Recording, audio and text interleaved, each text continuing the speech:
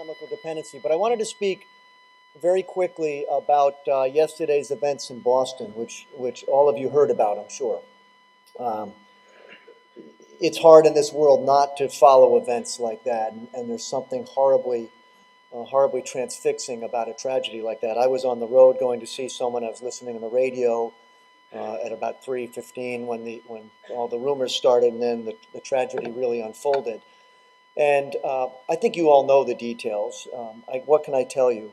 We know that at least 2 bombs went off right near the finish line of the Boston Marathon. They have killed probably, we think, 3 people and injured somewhere in the range of 140. There are a number of people fighting for their lives right now. There are, to my knowledge, no Taft connections, which makes us feel really blessed. We've had years where faculty or alumni are running in the event or supporting others. And I won't pretend right now to try to make sense of this. There's speculation that runs rampant. A lot of it, I think, is unhealthy and not particularly productive and actually divisive as people start speculating on who did this or why. We don't really know anything yet. I think what I can speak about, though, is how do we, as a community, make sense of this, and how do we try to learn from it, and how can we help each other? And I have a memory of being a child when my parents were both working at Yale, and there was a riot in the city when I was about a little younger than you. And the circumstances don't matter, but it was all over the news. And like most families, I remember my parents, we ate together, and I have 3 siblings, and we sat down at the dining room table, and we had seen the news and horrible images, and we talked about it, just the way parents always do. And then I remember after dinner, I think we sat in the living room and talked, and they answered questions, and I could ask things. I would use that metaphor here. That is, tonight we'll have sit-down dinner, and the goal for sit-down dinners has always been a time to be together with adults and with your peers. So Chaplain Ganung, I'm sure, will offer a grace or a prayer of some kind. To the extent you want to, I encourage that, just like having a dining room table conversation with your parents. That's an opportunity to do that. That's why we have that tradition and why we'll never lose it. And then afterwards, details we'll figure out exactly where, but I'd say that at 7:15 or so after dinner, and again, I'll find the location, we'll offer an opportunity for anybody, faculty, students, if you want to come by and talk, there's questions you have, you want to offer a thought, you don't have to stay the whole time. If you get up in the middle of a conversation and leave, no one's going to take offense. So what we'll do is just do what I think families always do, and this school is like a family, and that is offer chances to come together with adults and students and to be able to talk and share ideas and share our concerns and our love for each other and support. So I will send out details on that, and if you have any questions, don't hesitate to ask me. And I hate to start on that sober note, but it's something that we're all obviously all watching. And with that, I just would like Gabby to come forward, and Gabby will introduce the Freedom from Chemical Dependency friends who are here on campus and doing such good work with us. So could you welcome Gabby?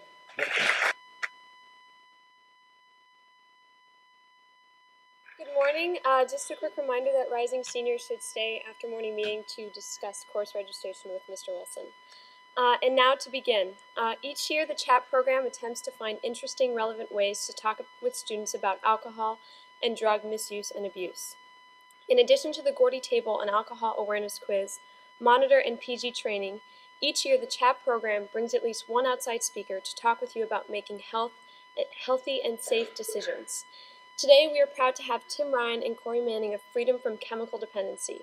We hope this talk will complement Mr. McDonald's speech, and we hope you reach out to the FCD representatives today. They will be on campus all day, meeting with residential life faculty, the lower mids during I-Block, and the seniors this evening. Let's give a warm Taft welcome to FCD.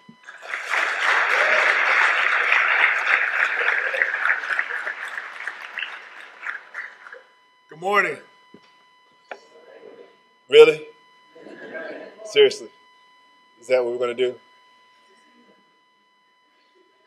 Good morning. Good morning. That was 50% at best. Good morning. Good morning. All right, I'll let you go. My name is Corey Manning. I'm with the FCD Educational Services, and I want to thank Gabby for the warm welcome and introduction. This morning, I'm going to be speaking for a few minutes, sharing a little bit about my story. We're also going to have an opportunity to meet with the 9th graders today as well. and then tonight with the seniors. I just want to let you know before I get into my spiel, if you will.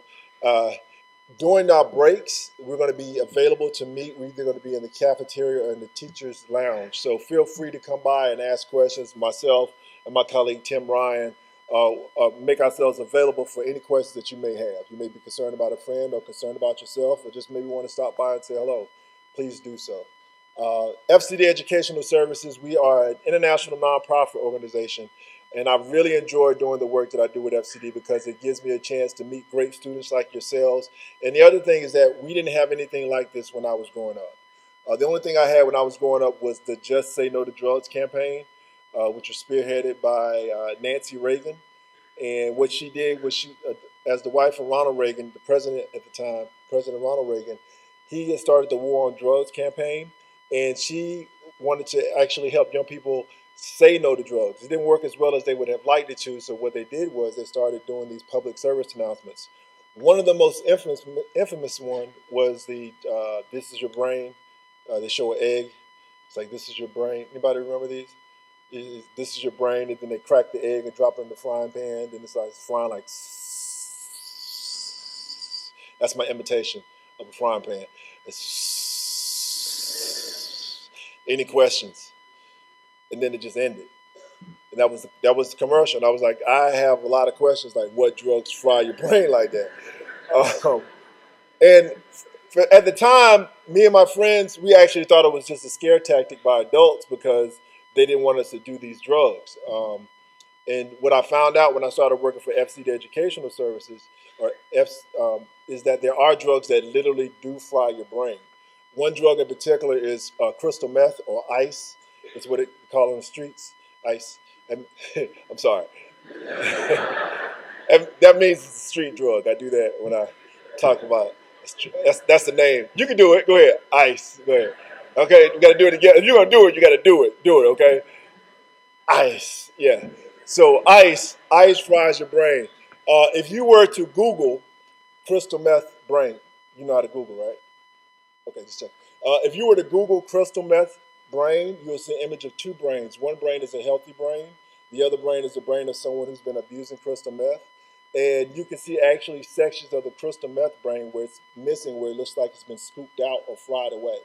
So in that sense, ice does fry your brain. Uh, FCD has been around for over 37 years now. And in those 37 years, we've worked in over 600 schools in 60 countries with 6 million students just like yourselves.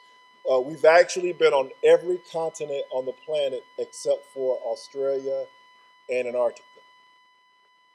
However, there is a huge drug problem in Antarctica. The penguins,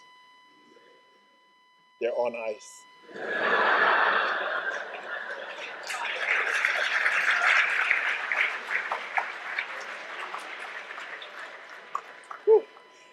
Glad that joke went over. Okay, but yeah. So just to give you a little background about myself, I just like all FCD educational prevention specialists, we all have a history of substance abuse, but we also have to have a substantial amount of clean time recovery. Our message is not from a recovery perspective; it's more from the heart, sharing our experiences and also some of the knowledge that we bring. One of the things about me is I started using drugs when I was 13 years old. I actually tried drugs for the first time when I was 6 years old. I was at a family get together, and all our family get togethers, we'd have food, music, family and friends would be there. Then we have two coolers. One cooler would have water, soda, juice, Capri Suns, which is my favorite, Capri Suns, strawberry kiwi. That's how I get down.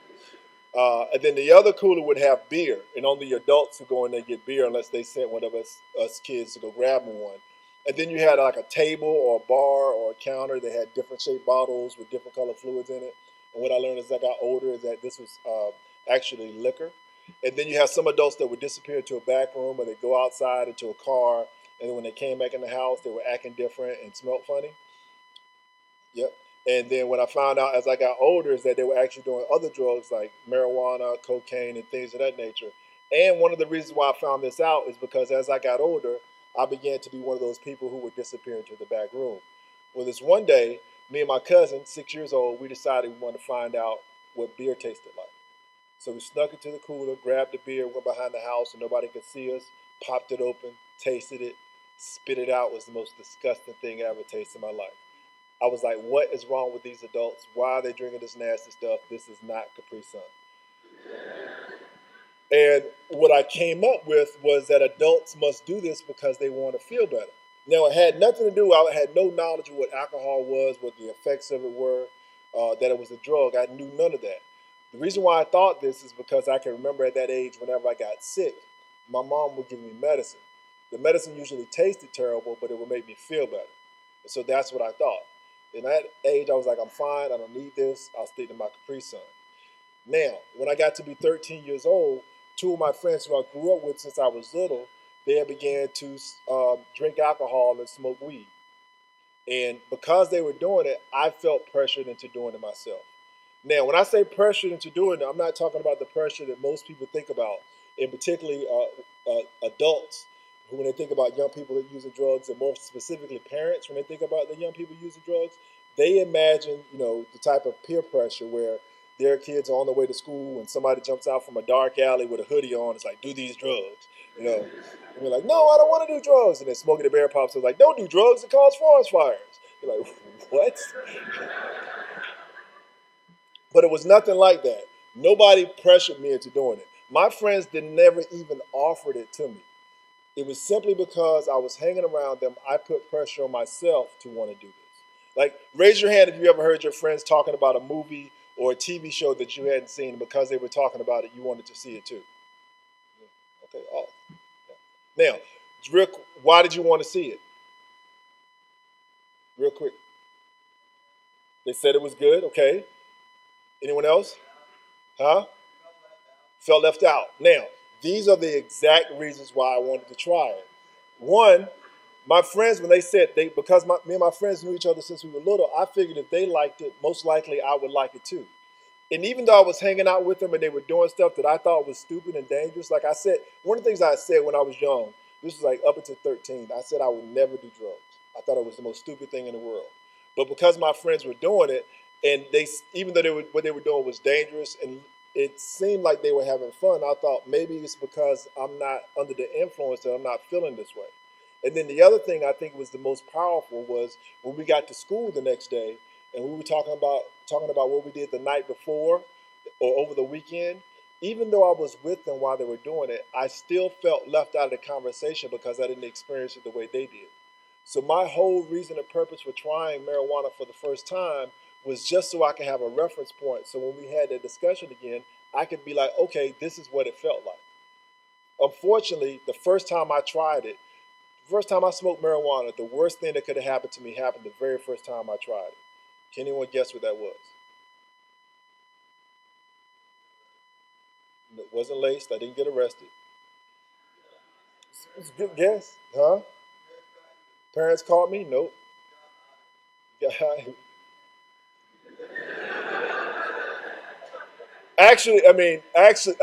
hesitating. It was kind of funny. I'm hesitating because actually, many times when people try marijuana for the first time, they don't actually feel the effects of it. The body develops quickly, and next time, like the first time I got high, the second time though it was more intense. So that was a good answer. Actually, the worst thing that actually happened to me the very first time I smoked marijuana, I died. I'm kidding. I'm kidding.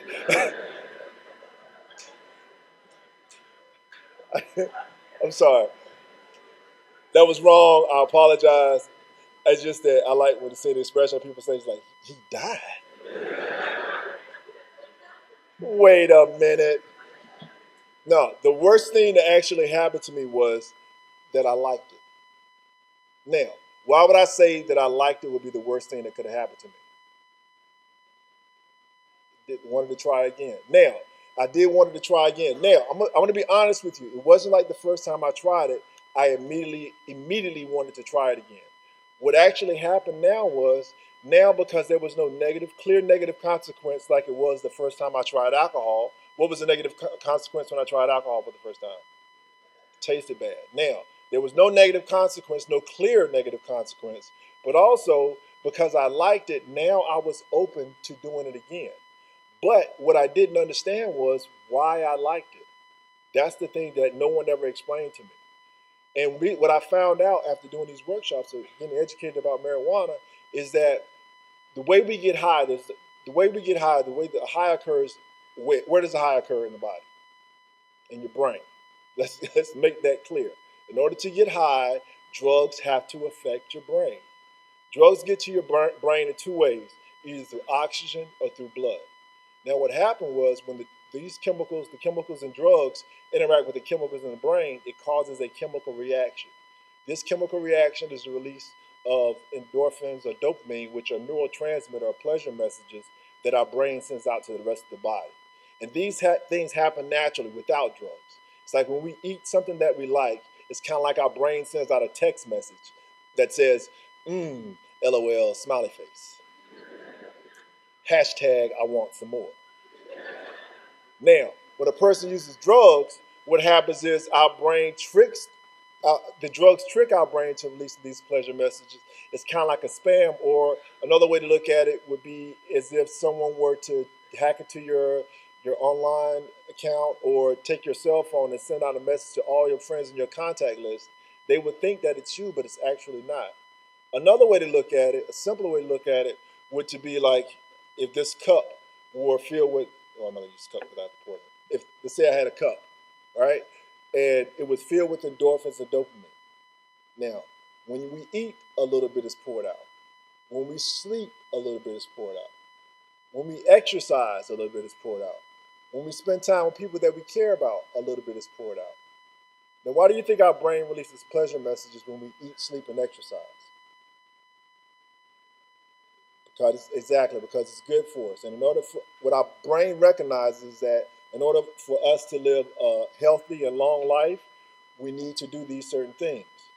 The problem is that when a person uses drugs, this cup would literally be turned upside down. And this is the high. And this is what I didn't understand. It's going to happen. It doesn't matter your age, your gender, your nationality, your social economic background. It is a chemical reaction. It's going to happen. And people oftentimes think, or I'm going to talk about me, I oftentimes thought that because marijuana was a plant, that it was natural. There's no harm. Raise your hand if you ever heard that marijuana is safe because it's a plant. Raise them high. Don't be ashamed. Right. Okay. Cocaine is a plant. Heroin, the base of heroin comes from a plant. Just because something grows naturally, many of the drugs that are used on a regular basis today actually come from a plant in origin. And what I did not understand, again, as an early age, is that these things were the harmful things. People oftentimes ask me, like, what is the worst drug I ever used? One of the worst drugs I ever used, and I say this honestly, is marijuana. Simply because marijuana opened up the opportunity for me to do other drugs. Now, people ask, is marijuana a gateway drug? Marijuana is not a gateway drug. It's not the gateway drug, but it is a gateway drug. It opens up the opportunity for many people to start beginning to use other drugs. There are also a lot of additional harmful effects when you think about marijuana use. And even with now, where they talk about the marijuana being used for medicinal purposes, the ways that we know that marijuana, some of the ways that I know marijuana is used for medicinal purposes is used for people who have glaucoma. Marijuana, when smoked, it expands the blood vessels in the back of the eyes, allowing the blood to flow more freely. For people who are living with HIV or AIDS, they go through a period called wasting, where they lose their appetite. And so a doctor may prescribe them marijuana in order to increase their appetite. And then for people who are living with cancer, they go through chemotherapy, and the chemotherapy makes them sick to their stomach. So a doctor may prescribe them marijuana because marijuana takes away the gag reflex. What I always argue is this: I guarantee you that people who are living with glaucoma, people who are living with HIV or AIDS, and those who are living with cancer going through chemotherapy are not happy that they have these illnesses because they now can smoke marijuana more freely. The biggest challenge with that, when you talk about decriminalization and medicinal purposes, that oftentimes people hear legal, and they think that it means that it's safe. It does not mean that it's safe. And even more so when people hear the word that is used for medicinal purposes, they think that it means that it's healthy. This does not mean that it's healthy. These are chemicals. And not only with drugs like marijuana, but we talk about prescription or over-the-counter medication. If these things are taken uh, above and beyond the way they're prescribed, or if another person uses these drugs can be just as harmful, if not more harmful, than other drugs like heroin, cocaine, and things like that. When you talk about Percocets, Vicodin, these are basically, if the effects of it are very similar, if not the same, as drugs like heroin. They have the same addiction qualities and they have the same effects. And when a person uses drugs like, unless it's prescribed, the Ritalin and other amphetamine drugs that people are using, these drugs affect just like cocaine, and it can be the same addictive property. So one of the things that I want to talk about this morning, that we'll be able to go into more longer detailed discussion with the ninth graders when we meet with you this afternoon, is that be careful when you have friends or family members who may be trying to quote unquote experiment with these drugs. Make sure that you and they understand that these drugs can and will be addictive to them. The argument is always made about marijuana not being addictive. The physical aspect of it may not be addictive. I mean, there's still argument back and forth around that, but marijuana is mentally addicting. There are more people today going into rehab specifically for marijuana than there were going in specifically for marijuana in the past. I am not saying that there are more people going into rehab for marijuana than other drugs. I'm simply saying that the population that are smoking marijuana are going into rehab a lot more than a population that was going into rehab for marijuana in the past.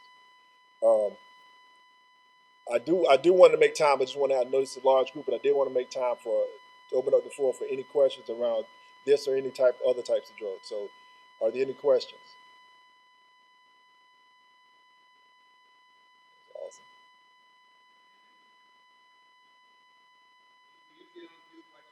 Oh, okay. Also, because probably teachers are here, so you're kind of. Somebody wanna?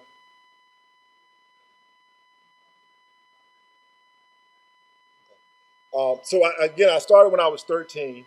When I first started, I was smoking. I wasn't doing it every day. Like people oftentimes make the assumption that if a person becomes addicted, the addiction happens when they start doing drugs every day.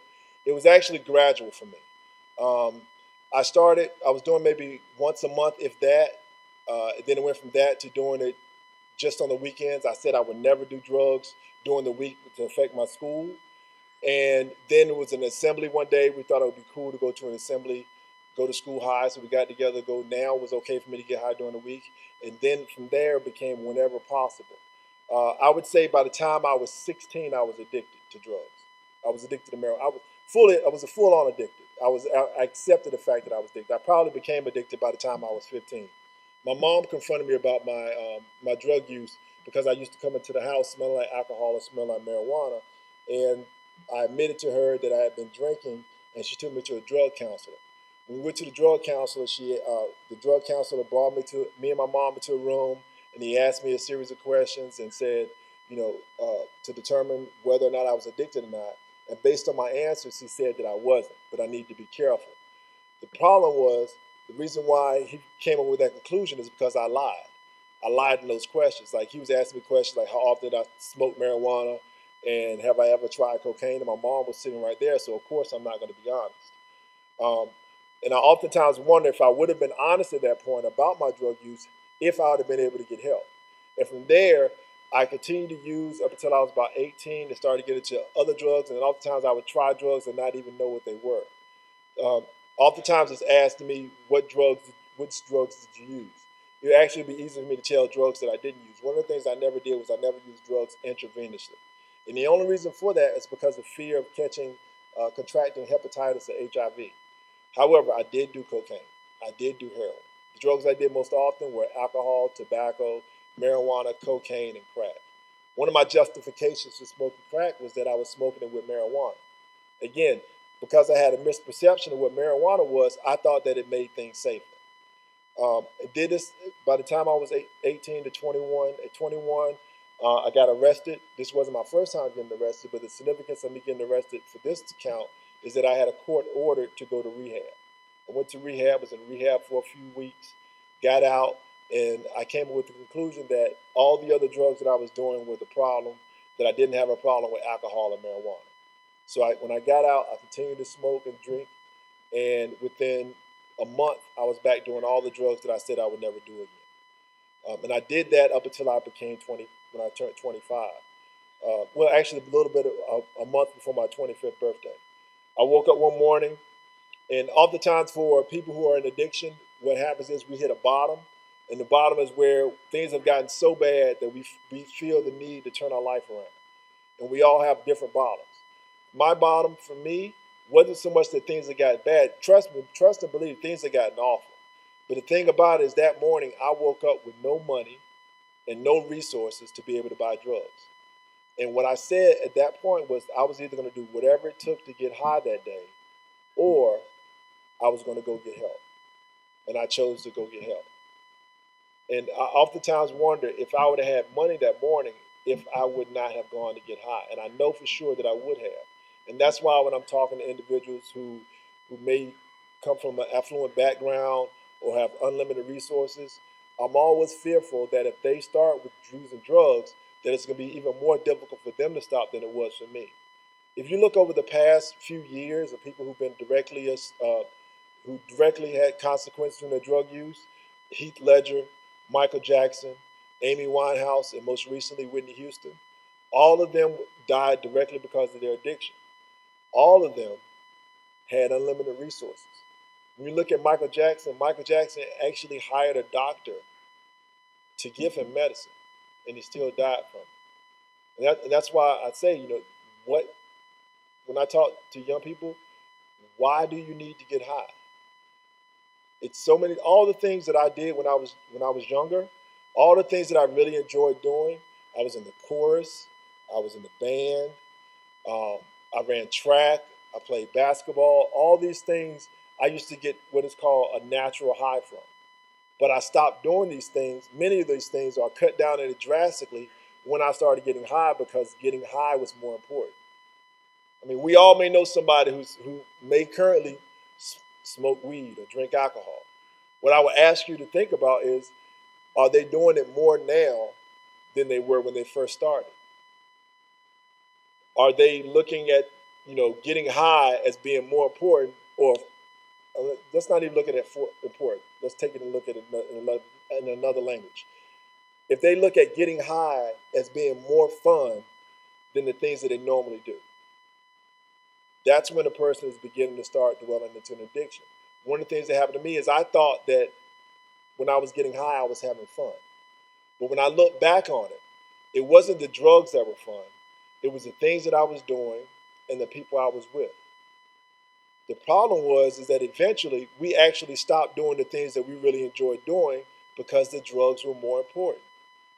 And not only did we stop doing the things we really enjoyed doing, we even stopped hanging out with each other because we wanted to hang out with people who had more readily accessibility to other drugs.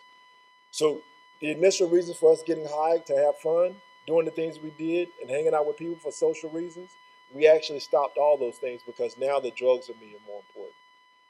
And the other, one last thing, I'm going to close it out, is that there's a myth that the majority of young people in this country are doing drugs. It's a small percentage. The majority, just like in the school, majority of people, young people, are making healthy choices about using drugs. And I want to recognize and honor those people who are making those healthy choices and encourage you to continue to make those healthy choices. And let your friends know that you are making those healthy choices. Don't be ashamed to do it. All right. Thank you so much. And again, we'll be around for the rest of the day during the question.